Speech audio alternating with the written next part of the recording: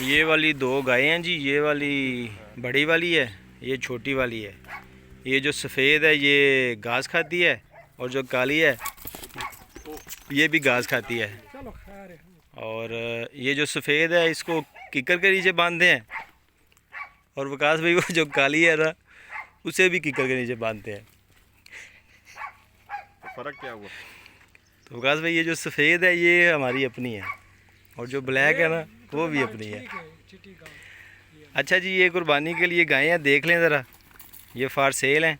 ये सफ़ेद और ब्लैक, कीमत अभी होके भागी। ब्लैक जो है नाराज़ होके भागी है और ये सफ़ेद है हमसे डर रही हैं।